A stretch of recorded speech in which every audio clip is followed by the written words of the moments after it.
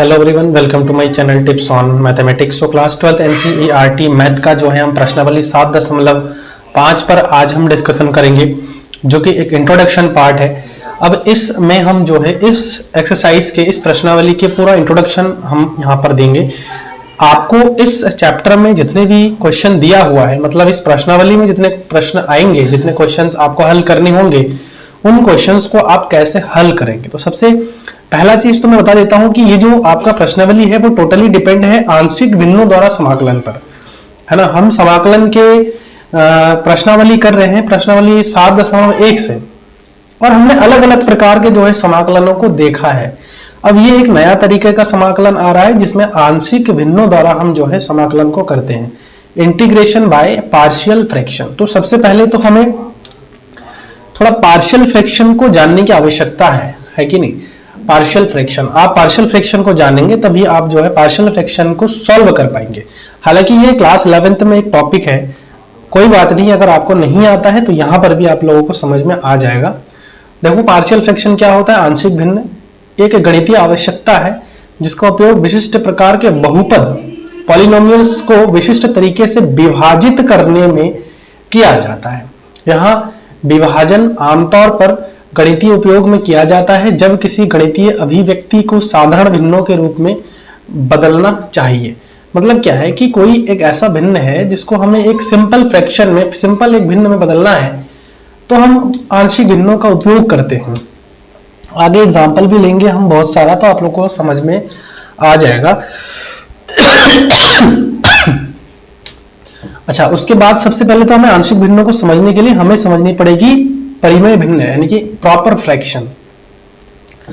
तो proper fraction क्या होता है। देखो, फ्रैक्शन मतलब भिन्न, मतलब क्या होता है। भिन्न नाम से पता लग रहा है कि आपको दो चीजें देखने को मिलेगा, अंश और एक आपको मिलेगा हर।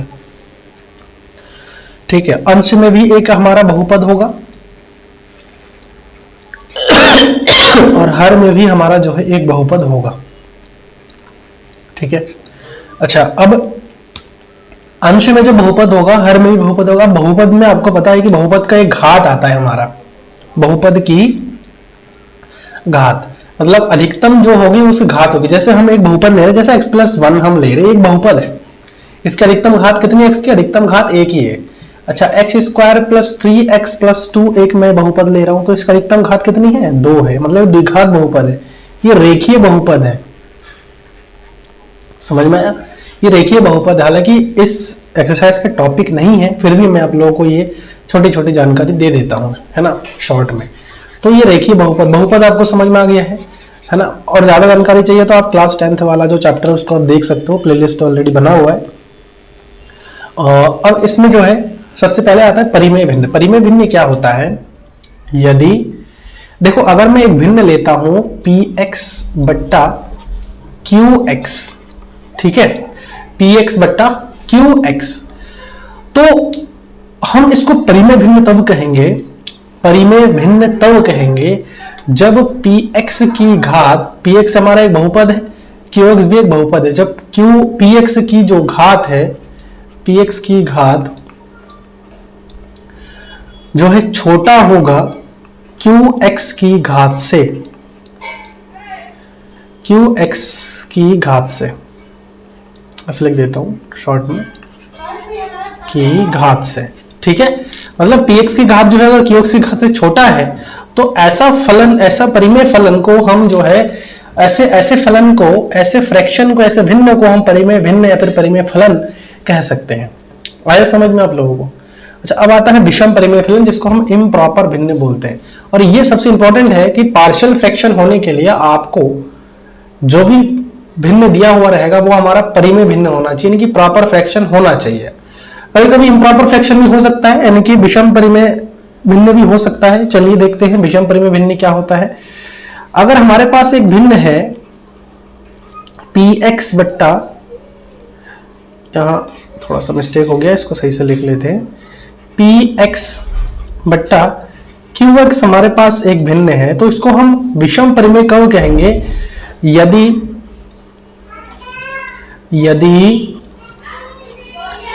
px की जो घात है, शॉर्ट में मैं लिखा रहा हूं, px की जो घात है वो बड़ी हो या फिर बराबर हो qx की घात से, है ना, qx की घात से बड़ी हो या फिर बराबर हो qx की घात से, तो ऐसे भिन्न को हम कहते हैं परिमेय भिन्न।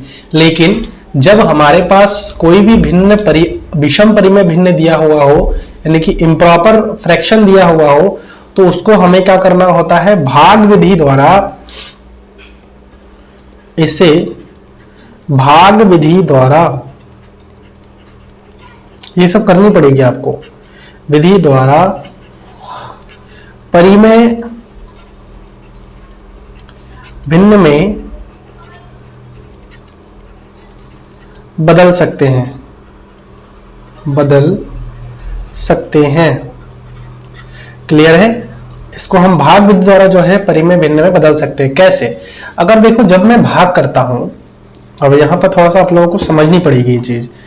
मैं कभी भी अगर भाग करता हूं तो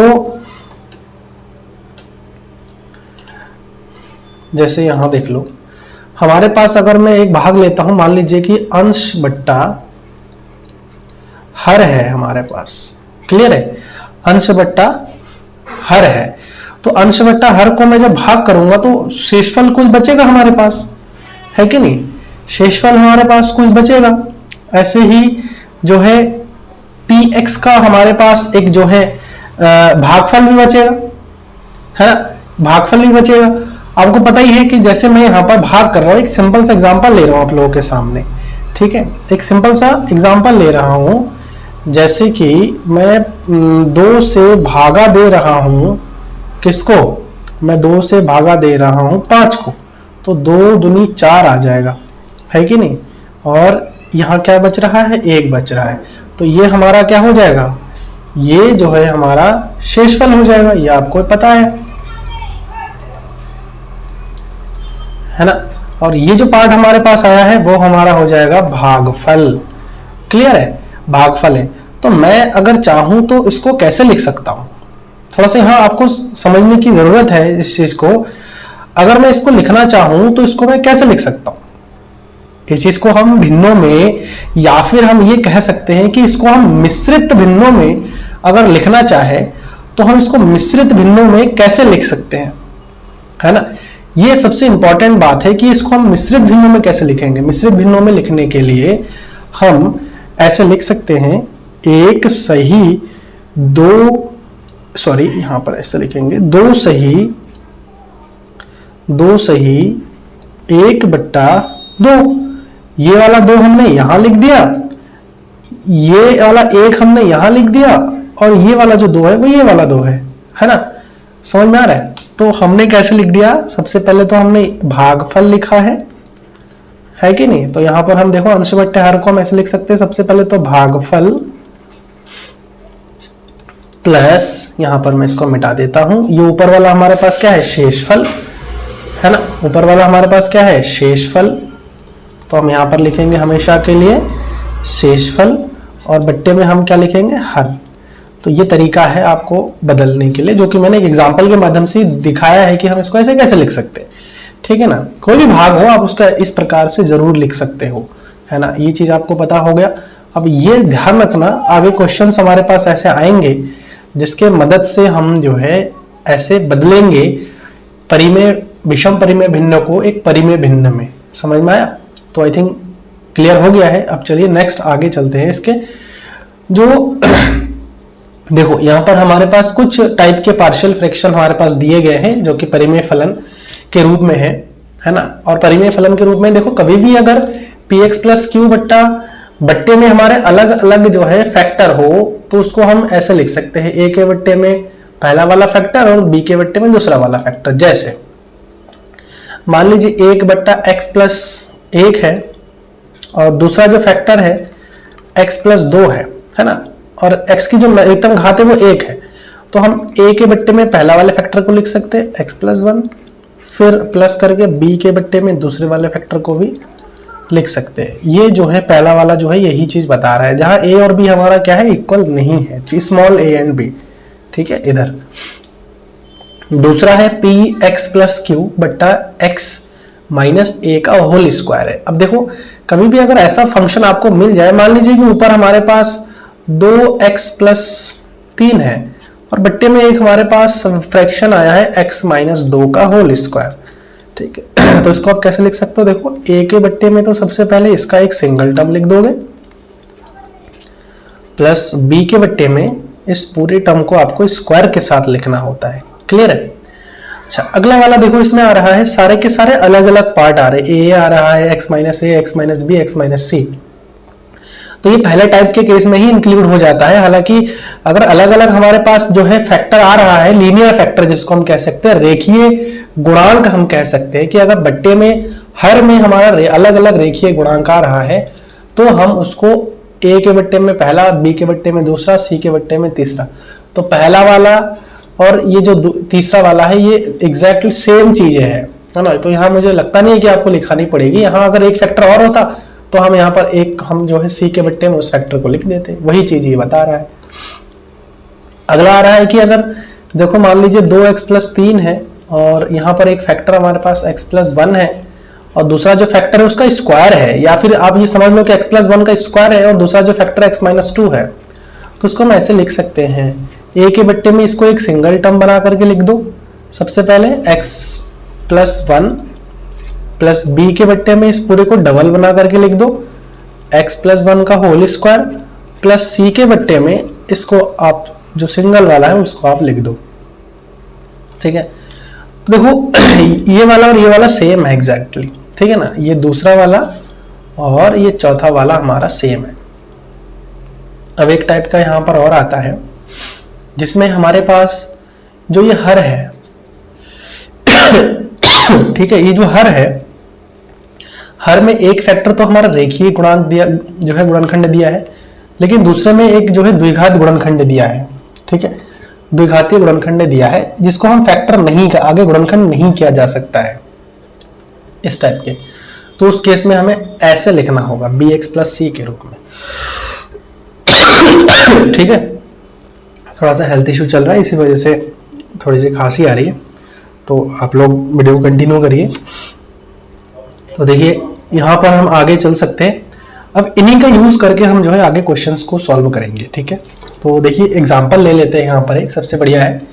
अब देखो एक इंपॉर्टेंट बात मैं आप लोगों को बता देता हूँ कि हमने डिफरेंशिएशन में d/dx हमने फर्स्ट इंटू सेकंड टाइप का फॉर्मूला पढ़ रखा है ऑलरेडी बच्चों, है कि नहीं।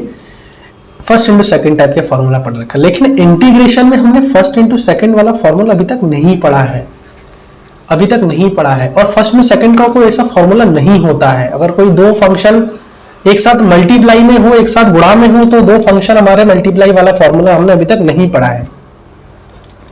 अभी इससे आगे जब जाएंगे तो हमारे पास एक आता है खंडश समाकलन, खंडश समाकलन, लेकिन ये भी थोड़ा डिफरेंट है। ठीक है, ये भी खंडश समाकलन भी डिफरेंट है।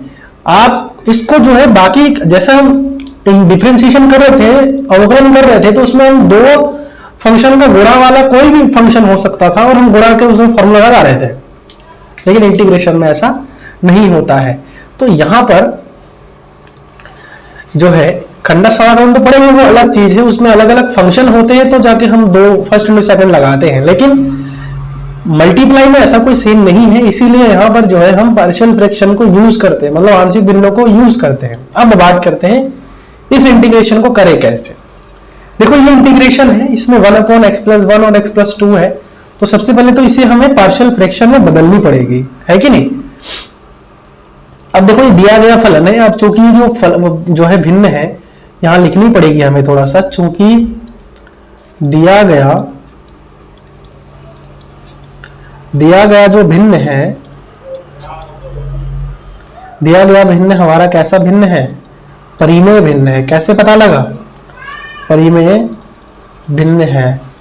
परिमेय भिन्न के लिए मैंने बताया था कि जो हर की घात है वो अंश की घात से हमेशा के लिए बड़ी होनी चाहिए, ठीक है ना, बड़ी होनी चाहिए, या फिर अंश की घात हर की घात से छोटी होनी चाहिए, तो परिमेय भिन्न होगा। अब परिमेय भिन्न है तो हम डायरेक्टली क्या करेंगे, इसको आप सॉल्व कर लो। देखो ये 1 है, इसको मैं लिख सकता हूं x+1 और x+2, बराबर मैंने क्या बताया था कि जब भी अलग अलग ऐसा फैक्टर हो तो हम a के बट्टे में पहला वाला फैक्टर लिखेंगे प्लस b के बट्टे में हम दूसरा वाला फैक्टर लिखेंगे, है ना। इसको हम समीकरण नंबर अभी 1 मानेंगे। फिर हम a और b का मान निकालेंगे, कैसे निकालेंगे वो देख लो। x प्लस 1 और x प्लस 2 बराबर इन दोनों का लॉसअपा ले लेंगे, तो लॉसअपा लेने पर क्या आ जाएगा, वही x प्लस 1 और दूसरा हमारे पास आएगा x plus 2।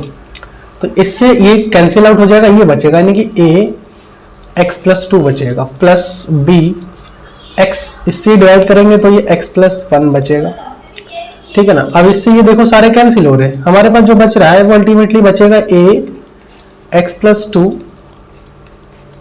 Plus b x plus 1, ठीक है। ये अब देखो यहां से हमें a और b का मान निकालने हैं, तो a और b का मान निकालने के लिए हम क्या करेंगे, अगर b का मान निकालने है तो a को 0 कर दो, मतलब a वाले फैक्टर इसके साथ जो फैक्टर है उसको 0 कर दो।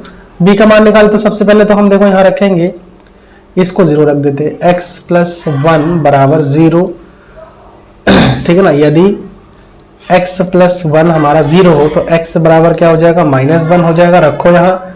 तो 1 इज इक्वल टू a और यहाँ माइनस का 1 प्लस 2 और b का मान देखो यहाँ -1 रखूंगा तो -1 प्लस 1 0 हो जाएगा, तो 1 इज इक्वल टू यहाँ से बचेगा हमारे पास a, है कि नहीं, यहाँ और इंटू 1 हो जाएगा, तो यहाँ से a का जो मान हमारे पास आएगा वो हमारा 1 आ जाएगा। क्लियर है, a का जो मान आएगा वो कितना आएगा, 1 आ जाएगा। अब देखो हमें a का मान निकालेगा, b का मान निकालना तो इसको 0 करना पड़ेगा। अब अगले स्टेप में हम क्या करेंगे, यदि x प्लस 2 बराबर 0 हो तो x बराबर -2 हो जाएगा, तो यहाँ पर रख देते हैं 1 इज इक्वल टू, देखो ये टोटल हमारा -2 रखूंगा तो 0 हो जाएगा, बचेगा हमारे पास b वाला पार्ट जो कि 2 प्लस x की जगह पर 2 प्लस 1, तो 1 बराबर b गुणा 3। तो b का जो मान हमारे पास निकल के आ रहा है वो जो है, देखो यहाँ से -2 रखनी है ना, ये गलत हो गया, तो ये -1 बचेगा यहाँ सिंपल, ठीक है। तो b और -1, तो b बराबर हमारे यहाँ से आएगा -1, ठीक। अच्छा, b बराबर जब -1 आया तो हम क्या करेंगे, a तथा b का मान समीकरण 1 में रखने पर, तो जब a और b का मान समीकरण 1 में रखेंगे तो समीकरण 1 हमारा क्या है, 1 बट्टा x प्लस 1 और x प्लस 2, तो ये आ जाएगा। a का मान हमारे पास कितना आया, 1 आया, तो 1 बट्टा x प्लस 1 और b का मान कितना आया, -1 आया, यानी कि -1 अपॉन x प्लस 2 आया। तो यही हमारे पास क्या आ गया, पार्शियल फ्रैक्शन आ गया है, क्या आ गया, आंशिक भिन्न आ गया है। अब देखो हम इसको इंटीग्रेशन लगा देते हैं अगले स्टेप में, तो 1 अपॉन x प्लस 1 और x प्लस 2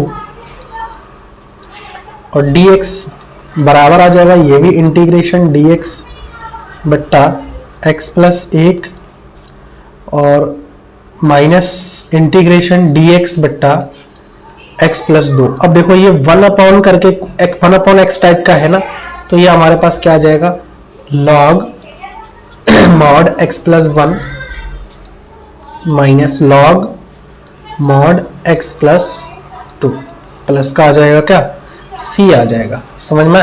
तो ये जो है इसका सॉल्यूशन हो जाएगा। अब देखो log m minus log n होता है log m अपॉन n, तो ये log m अपॉन n हो जाएगा। m हमारे पास कितना आ गया, x प्लस 1, n हमारे पास कितना आ गया, x प्लस 2, तो प्लस का आ जाएगा c। तो ये जो है इसका सॉल्यूशन आ गया है पहले वाले क्वेश्चन का, ठीक है ना, जो कि उदाहरण नंबर 11 है आपके एनसीईआरटी बुक में, नए पैटर्न के एनसीईआरटी बुक में आप चेक करिएगा, उदाहरण नंबर 11 आपको मिलेगा, ठीक है। चलिए अगले एग्जांपल पर चलते हैं।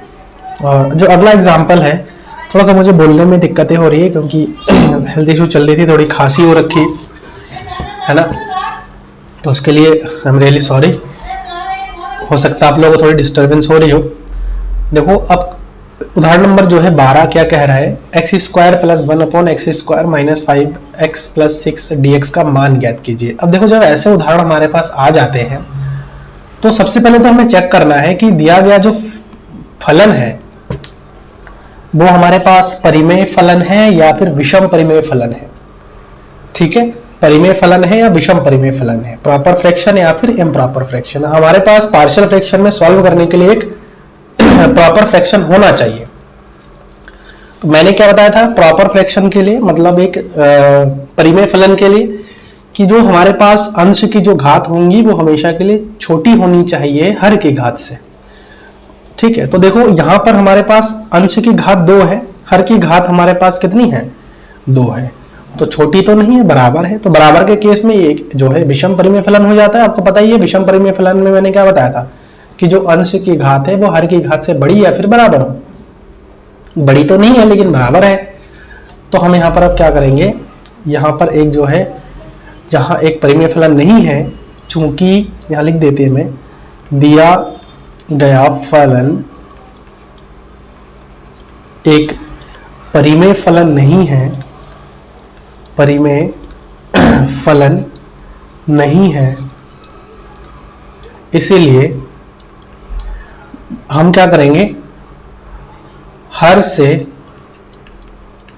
अंश को भाग देने पर,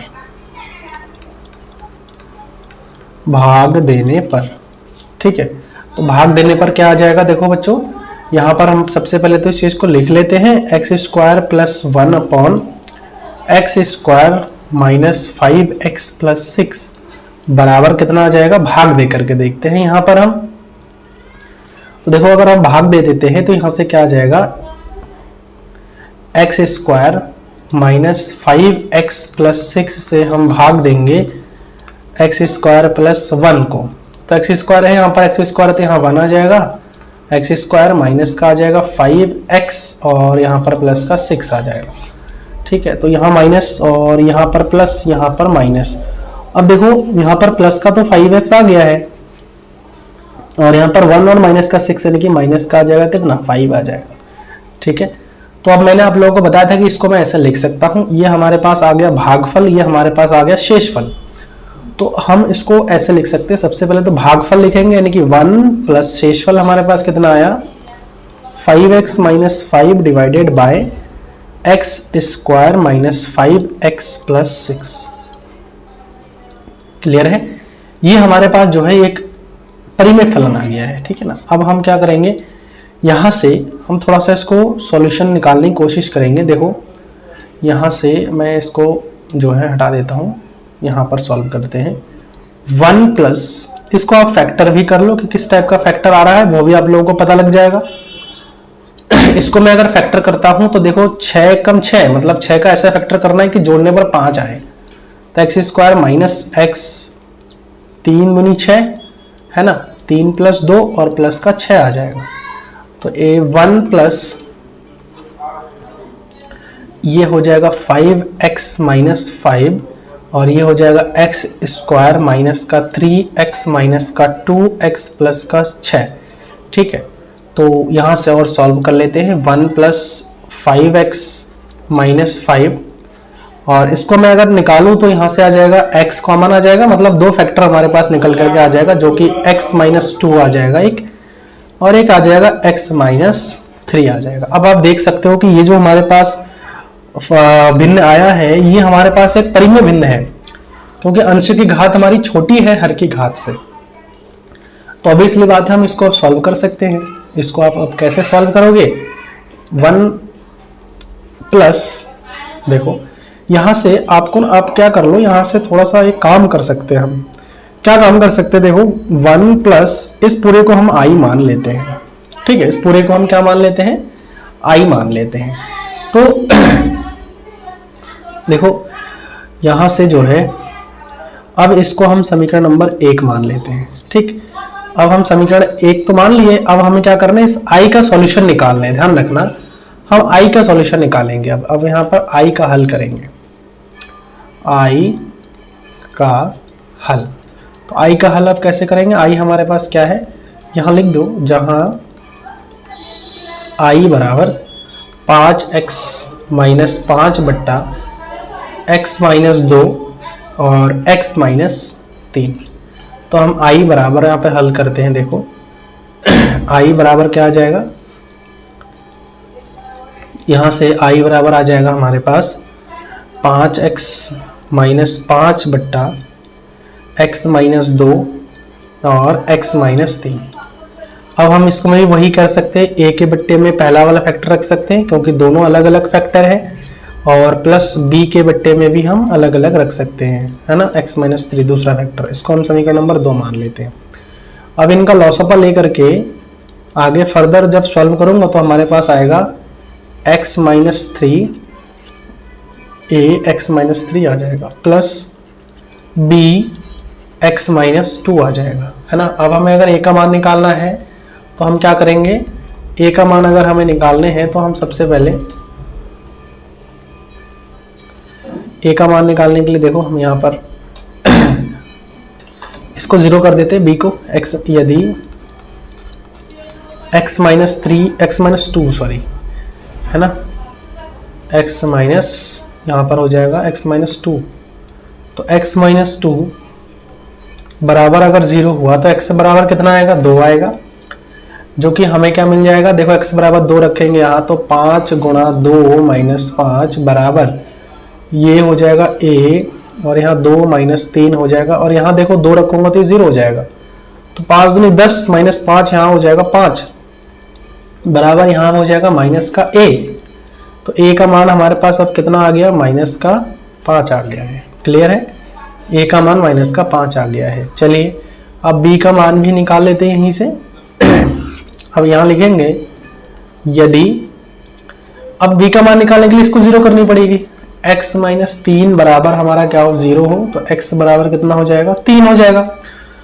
तो x बराबर जब 3 हो तो हम यहाँ पर रख देंगे, तो 5 गुणा 3 माइनस 5 बराबर इसका तो 0 हो जाएगा, इसमें हमारे पास बचेगा b 3 माइनस 2, तो 5 दिया 15 में से 5 गया तो 10 बच रहा है, और यहाँ b बच रहा है, तो b का मान हमारे पास आ गया कितना, 10 आ गया है। अब हम यहाँ पे लिखेंगे a तथा b का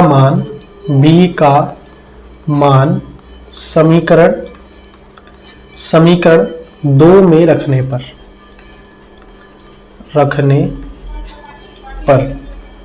तो समीकरण 2 में जब रख देंगे तो i बराबर अब हमारे पास निकल करके आ जाएगा 5x माइनस 5 बट्टा x माइनस 2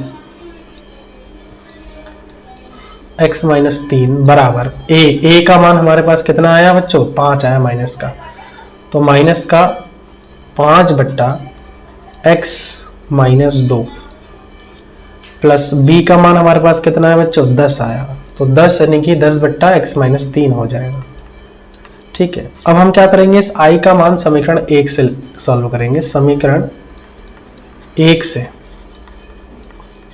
ठीक है, i बराबर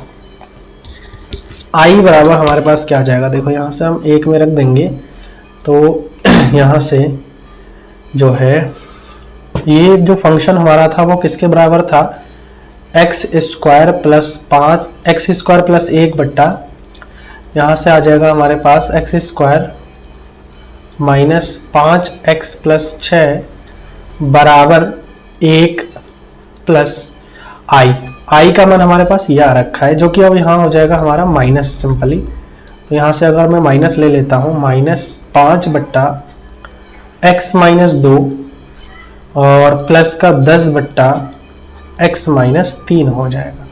अब हम क्या करेंगे, दोनों पक्षों में समाकलन ले लेंगे, तो अब हमारे पास जो है इसका सॉल्यूशन भी आ जाएगा इजीली। ठीक है, तो देखो यहाँ अगर हम दोनों पक्षों में अब समाकलन ले लेते हैं तो ये इंटीग्रेशन dx हो जाएगा। ऐसे ही चलो अब यहाँ ना लेकर के हम एक लाइन और एक स्टेप हम और करते हैं। देखो यहाँ से आ जाएगा integration, this imply integration x square plus 1 upon x square minus 5x plus 6 dx बराबर, देखो 1 का इंटीग्रेशन करूंगा ना तो हमारे पास सिंपल dx आ जाएगा, माइनस 5 कांस्टेंट है, बाहर आ जाएगा integration 1 upon x minus 2 dx।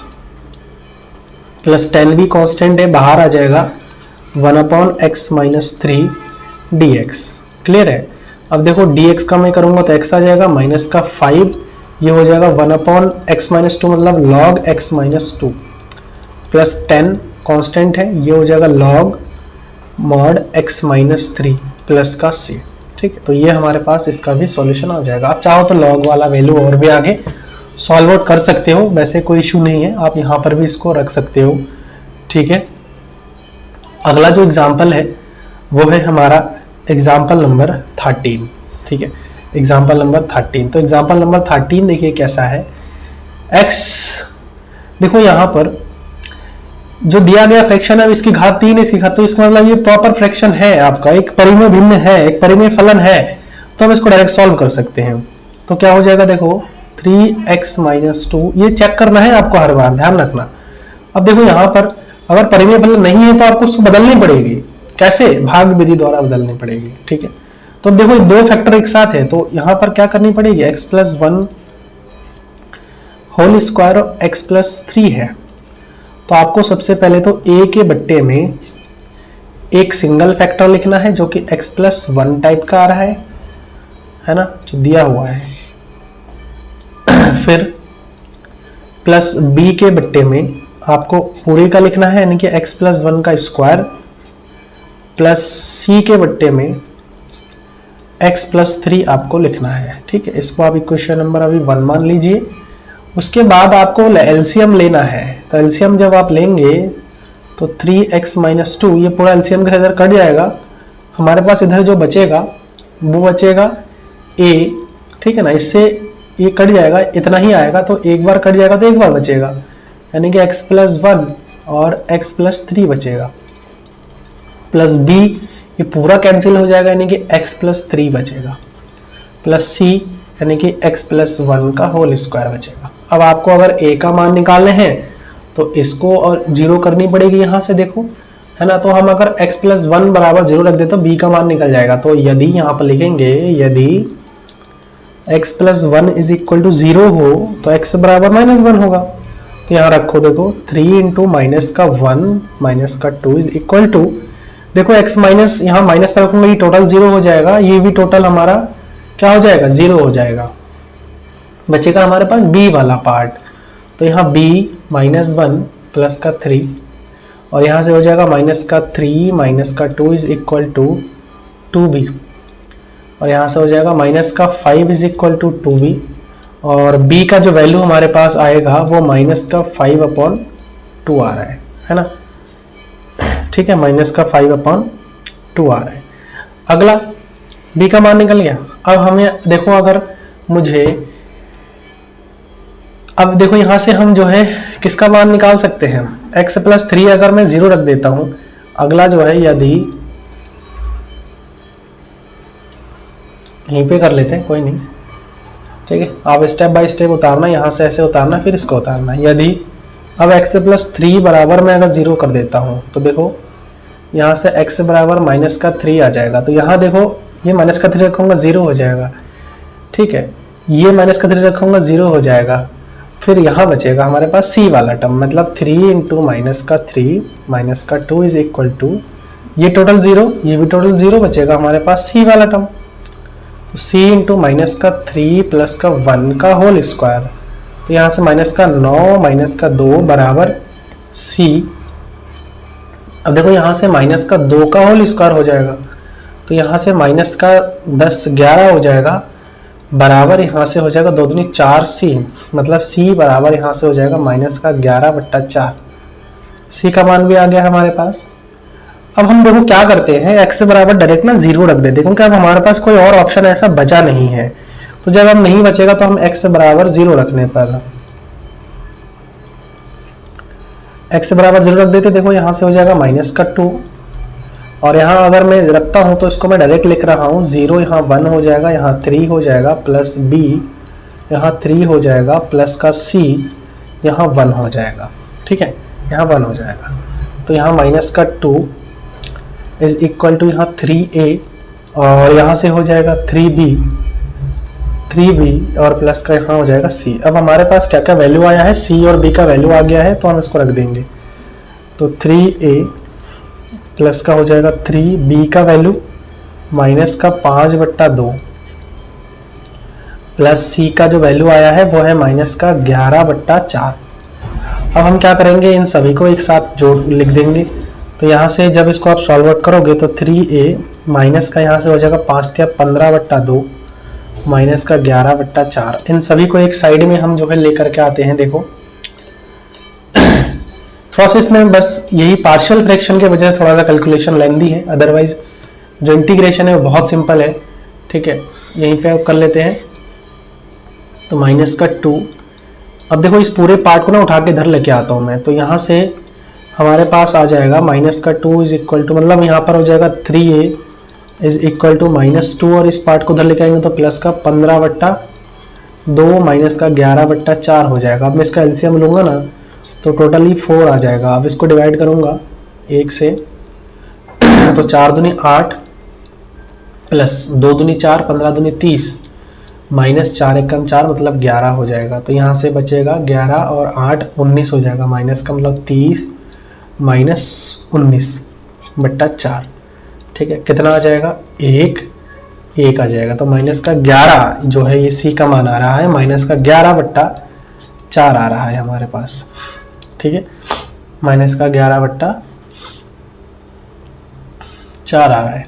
ठीक है, थोड़ा सॉल्व करेंगे ना तो ये माइनस का 11/4 आ रहा है। अब देखो यहाँ से हम अगर इसको सॉल्व करते हैं तो कितना आ जाएगा, ये तो हमारे पास प्लस का आ रहा है, वैसे तो ये माइनस का है ना, ये माइनस का है। हमने क्या किया है, इस पूरे पार्ट को उठा करके हमने इसको इधर रख दिया है और 2 को हम जो है इस पार्ट माइनस का 2 है, इसको भी प्लस का हो जाएगा, ये भी 11 भी प्लस का हो जाएगा। बच्चों यहाँ थोड़ा सा मिस्टेक हो गया है, ये भी प्लस का हो जाएगा। ठीक है, तो जब ये प्लस का हो जाएगा तो यहाँ भी प्लस होना है ना। तो यहाँ से ये चीज़ थोड़ा सा गड़बड़ नहीं हो जा रहा है, यहाँ से देख लेते हैं एक बार चेक करके। देखो यहाँ जो है माइनस 5 या 15/2 और माइनस का 11/4 हो जाएगा। ठीक है, ये वाला पार्ट तो इधर है, इस वाले को इधर लेके आएंगे तो ये प्लस का हो जाएगा, माइनस का प्लस का 15/2 फिर प्लस का 11/4 हो जाएगा। ठीक है, तो यहाँ से माइनस का 8 हो जाएगा ये, और 2 दूनी 4 तो 15 दूनी 30 और 11 यहाँ पर हो जाएगा। ठीक है, चलो इसको हम जैसा भी आ रहा है वैसे लिख लेते हैं, कोई इशू नहीं है। तो यहाँ से कितना हो जाएगा, देखो 30 और ये जो है 8 हो जा रहा है यहाँ से। तो यहाँ जो है 30 1 हो जाएगा, 4 41 माइनस का यहाँ से हो जाएगा 8/4। ठीक है, तो यहाँ से 40 में से अगर 8 चला गया तो आपका बचेगा 32 और एक 33, तो 33/4 आ जाए। ठीक है, 33/4 आ रहा है। देखो हमारे अकॉर्डिंग 33/4 आ रहा है, अगर कैलकुलेशन में हो सकता है कहीं गड़बड़ी हो, कोई इशू नहीं है, कांस्टेंट से कोई फर्क नहीं पड़ेगा, बट हाँ आपका आंसर सही आनी चाहिए, है ना। वैसे मुझे नहीं लगता है कि कहीं कुछ गड़बड़ हुआ है, क्योंकि ए का मान हमारे पास आ रहा है, ए का मान जो है हमारे पास आ रहा है 33/4। ठीक है, बी का मान हमारे पास आ रहा है माइनस का 5/2 और सी का मान आ रहा है हमारे पास माइनस का 11/4। ठीक है, तो ये आप लोग थोड़ा सा देख लीजिएगा, ये कट भी तो सकता है, यहाँ से हम काट भी तो सकते हैं इसको। हाँ आ तो गया है। ठीक है, 2 दूनी 4 और 11, ये फिर तो गलत गड़बड़ हो जा रहा है, कहाँ से कट रहा है यार, ये तो गड़बड़ हो जाएगा फिर ना। ये 33 है। ठीक है, 33 है ये, तो ये भी तो कटना मुश्किल ही है। ठीक है, ये भी कटना मुश्किल है, कोई बात नहीं, इतना ही आंसर हमारा ठीक है। अब देखो हम क्या करेंगे यहाँ से, अच्छा यहाँ पर ये भी तो है हमारे पास। ठीक है ठीक है ठीक है, अब हमारे पास देखो ये 3a है, इधर 3 भी तो है, मल्टीप्लाई हमने तो देखा ही नहीं इसको। ठीक है ना, ये थोड़ा प्रॉपर सॉल्व करनी पड़ेगी हमें, बट्टे 4 गुणा 3 तो 11 तिया 33 हो जाएगा। ये तो हमारे पास a बराबर आ जाएगा 11/4, ये हमारे पास आ गया। ठीक है, परफेक्ट सॉल्यूशन आया है, कोई इशू नहीं है। तो अब देखो हम क्या करेंगे, a, b और c का जो मान है वो हम जो है समीकरण नंबर 1 में रख देंगे। ठीक है, तो अब हम यहाँ पर लिख देते हैं ए बी तथा सी का मान ए कॉमा बी तथा सी का मान समीकरण 1 में रखने पर तो समीकरण 1 में जब हम रखेंगे तो हम इसको इंटीग्रेशन ऐसे लिख सकते हैं 3x - 2 डिवाइडेड बाय x + 1 का होल स्क्वायर और x + 3 है ना dx बराबर, देखो a का मान हमारे पास 11/4 आ रहा है और यहाँ से हो जाएगा x + 1, ये भी इंटीग्रेशन में हम डायरेक्टली लिख लेते हैं। b का मान हमारे पास -5 आया है तो 5/2 माइनस का 5/2 आया है ना, तो b के बट्टे में हमारे पास x + 1 का होल स्क्वायर था, ठीक है, और माइनस ये भी dx आ जाएगा, माइनस का इंटीग्रेशन ये 11/4 आ रहा है तो 11/4 और x + 3 आ जाएगा, ठीक है ना, ये dx आ गया। अब हम क्या करेंगे, इसको सिंपली इंटीग्रेट करेंगे बच्चों। देखो हम यहाँ पर ये जो बड़ा वाला फंक्शन आ रहा है ना, इसको हम मान लेते हैं इसको हम मान लेते हैं x + 2 बराबर हम यहाँ पर मानेंगे, माना x + 1 = t, तो यहाँ से dx बराबर हो जाएगा हमारे पास dt।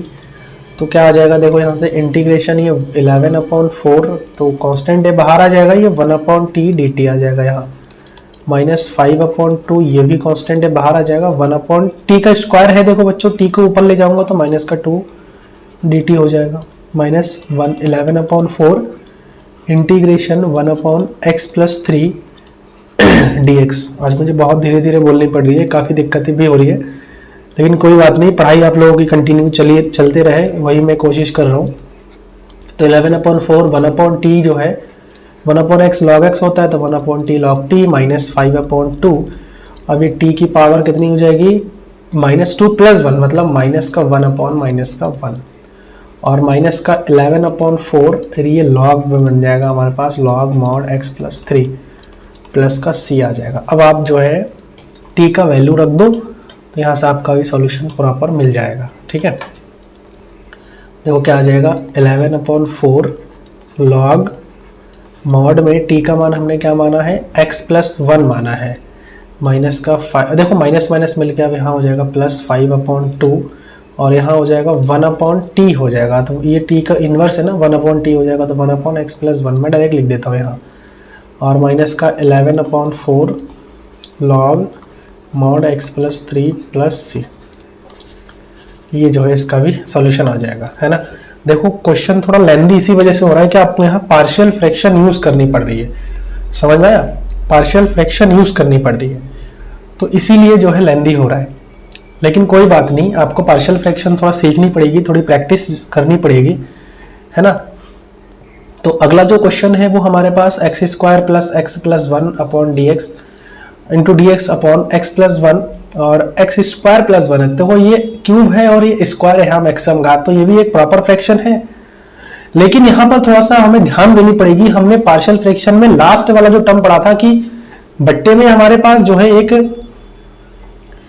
लीनियर फैक्टर हो और दूसरा हमारे पास जो है एक द्विघात समीकरण हो, जो कि जिसको हम जो है रिड्यूस नहीं कर सकते, मतलब इसको हम हल नहीं कर सकते, है कि नहीं, इसको हम हल नहीं कर सकते। तो इसको जब हल नहीं कर सकते हैं तो बच्चों देखो इसको हमें क्या करनी पड़ेगी, यहाँ पर हमें इसको x² + x + 1 x + 2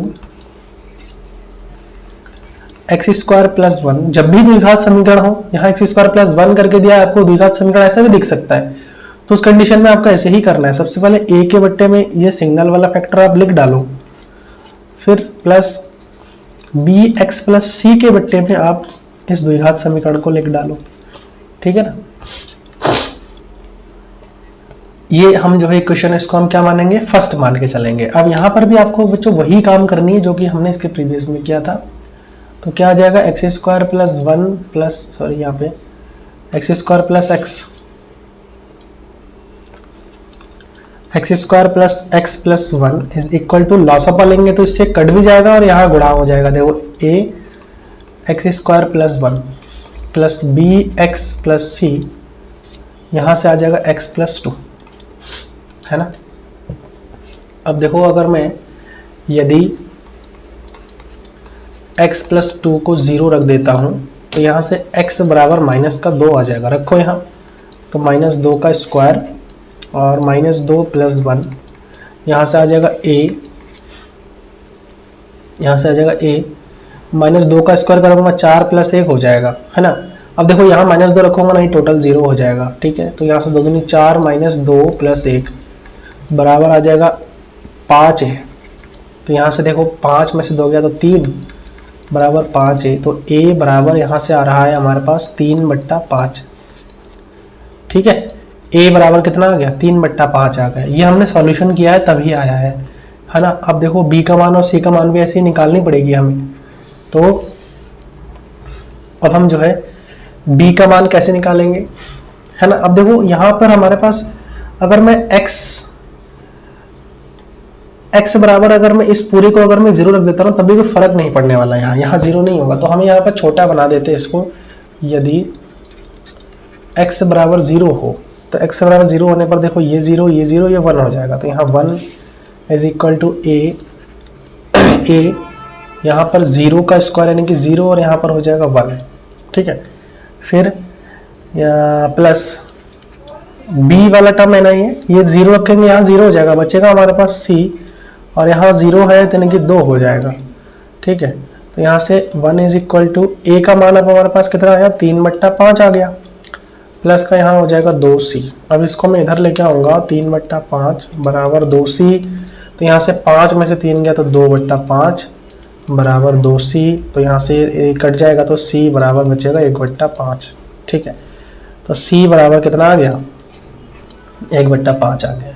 अब बच्चों देखो, अब हमारे पास और कोई ऑप्शन बचता नहीं है, तो उसके लिए हमें अगला जो स्टेप हमें रखनी पड़ेगी, x बराबर 1 रखना है। यदि x बराबर 1 हो, है ना, तो x बराबर 1 होने पर 1 का स्क्वायर 1 प्लस 1 बराबर a का मान हमारे पास कितना आया था, a का मान हमारा 3/5 आया था, साथ में रख 2, ठीक है। और 1 का स्क्वायर 1 प्लस 1 2 हो जाएगा, यहाँ मैं डायरेक्ट रख रहा हूँ, प्लस b, यहाँ पर आ जाएगा b प्लस c का मान 1/5 आया है, यहाँ डायरेक्ट रख रहा हूँ, इनटू यहाँ 1 प्लस 2, यहाँ पर हो जाएगा डायरेक्टली हमारे पास कितना, 3 हो जाएगा, ठीक है। यहाँ पर सब वैल्यू रखने का खेल है बस, और कुछ नहीं, कैलकुलेशन आप पर डिपेंड करता है। तो यहाँ 3, यहाँ 3 दूनी 6/5 हो जाएगा, प्लस 3b, और यहाँ पर हो जाएगा प्लस का 3/5, ठीक है। अब ये सारे टर्म को उठा के एक साइड में ले आऊँ, तो 6/5 माइनस ये 3/5 बराबर 3b हो जाएगा। तो यहाँ से देखो आप आगे सॉल्व करते तो ये जो है क्या आ जाएगा, यहाँ से आ जाएगा 5 हो जाएगा एलसीएम इनका पूरे का। तो 5 दिया सबसे पहले तो 15 हो गया, माइनस का यहाँ से 6 माइनस 3 हो जाएगा बराबर 3b। तो यहाँ से देखो 15 माइनस 6 3 9 हो जाएगा बट्टा 5 बराबर 3b हो जाएगा। तो यहाँ बचेगा हमारे पास 6/5 बराबर 3b, 3 दूनी 6 यानी कि b बराबर हमारे पास यहाँ अल्टीमेटली आ जाएगा 2/5। b बराबर कितना आ गया, 2/5 आ गया। अब हम क्या करेंगे, इन a b c का जो मान है उनको हम जो है समीकरण नंबर 1 में रखेंगे, है ना। यही तो हम कर रहे हैं हर बार, और आपको भी यही करना है। अब हम यहाँ पे लिखेंगे a, b तथा c का मान समीकरण 1 में रखने पर, तो 1 में रख देंगे तो क्या आ जाएगा, एक हमारे पास क्या है समीकरण number 1, x² plus x plus 1 divided by x plus 2 और x² plus 1 is equal to a, है ना। तो a का जो मान हमारे पास आ रखा है वो 3/5 आ रखा है, यानी कि 3/5 और यहाँ x प्लस 2 हो जाएगा, ठीक है। अच्छा, b का जो मान आया है वो 2/5 आया है, 2/5 x प्लस c का जो मान आया है वो 1/5 आया है, ठीक है। पूरे के बट्टे में क्या है, एक्स स्क्वायर प्लस 1 है। अब हम क्या करेंगे, इसको इंटीग्रेशन लगा देंगे, यहाँ से dx, इसका इंटीग्रेशन लगा देंगे, ये भी dx, इसका इंटीग्रेशन लगा देंगे बच्चों, तो ये भी dx हो जाएगा। ठीक है, अब जो कांस्टेंट वाला टर्म है उनका फटाफट से सेपरेट करके हम इसको सॉल्व कर देते हैं। तो देखो अब बचा है सिर्फ इंटीग्रेशन का सॉल्यूशन करना। तो यहाँ से देखो कितना आ जाएगा, 3/5 तो कांस्टेंट है, इसको आप बाहर ले लो, dx बट्टा यहाँ आ जाएगा x प्लस 2, प्लस यहाँ से देखो 2/5 वाला टर्म तो बाहर आ जाएगा, इंटीग्रेशन x बट्टा x square plus 1 of dx, plus 1/5 तो यहाँ से बाहर आ जाएगा, इंटीग्रेशन dx बट्टा एक्स स्क्वायर प्लस 1। ठीक है, अब देखो यहाँ जब हम सॉल्यूशन कर रहे हैं ना, तो यहाँ से अगर मैं एक्स स्क्वायर प्लस 1 को t मान लेता हूँ इस वाले फंक्शन के लिए, तो यहाँ से क्या आ जाएगा हमारे पास, अगर मैं एक्स स्क्वायर प्लस 1 को t मानूँ तो यहाँ से यह आ जाएगा हमारे पास। तो बहुत सिंपल है, तो यहाँ लेट कर लो सबसे पहले। तो चलो सबसे पहले हम जितना हो रहा है उतना हम पहले सॉल्व कर लेते हैं, ठीक है ना। तो 3/5, अब देखो ये 1/x टाइप का है, तो log आ जाएगा हमारे पास, log x प्लस 2 टाइप का हो जाएगा, प्लस का यहाँ से आ जाएगा 3/5, और इंटीग्रेशन इसका तो अभी सॉल्व हम नहीं कर रहे हैं, x square plus 1 of dx plus 1/5 है। अब देखो यहाँ एक्स स्क्वायर और a स्क्वायर है, तो आपको पता ही होगा ये tan इनवर्स टाइप का हमारे पास बन रहा है, यानी कि tan इनवर्स x/a, तो x हो जाएगा, है ना। अब हम क्या करते हैं, इसको हम पहले तो c नहीं जोड़ेंगे, अब हम यहाँ पर क्या करेंगे, इसको लेट कर लेंगे, लेट, ठीक है ना। लेट यहाँ से आ जाएगा हमारे पास X square plus 1 is equal to T मानेंगे, तो यहाँ से 2x dx बराबर हो जाएगा dt, तो यहाँ से x dx जो है ये हमारे पास आ जाएगा dt/2 आ जाएगा, है कि नहीं। तो देखो ये x dx मिल करके dt/2 दे गया, है ना। तो जब dt/2 दे गया, तो अब देखो हम यहाँ पर क्या कर सकते हैं, आगे इसका जो है सॉल्यूशन अब हो गया, निकल गया। अब हमारे पास इसका सॉल्यूशन 3/5 आ गया, और ये log mod में x प्लस 2 प्लस का 3/5 आ गया, ये यहाँ पर 1/5 आएगा, थोड़ा सा मिस्टेक होगा यहाँ से, तभी मैं कह रहा हूँ कि क्या दिक्कत है।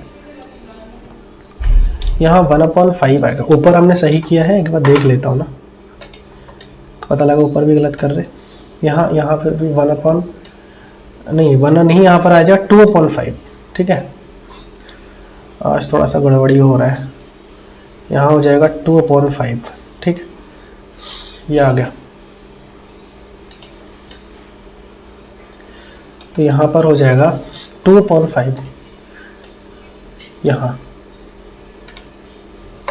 तो ये हो जाएगा हमारे पास 2/5, और इंटीग्रेशन देखो, इसको तो हमने क्या मान लिया, पूरे को t मान लिया, और इस पूरे का हमारे पास क्या आ गया, dt/2 आया, यानी कि 2t आ जाएगा, ठीक है। और प्लस का यहाँ 1/5 tan इनवर्स x आ जाएगा बराबर, यहाँ से 3/5 log mod x plus 2 plus यहाँ पर हो जाएगा 2 देखो 5 दूनी 10 हो जाएगा यहाँ,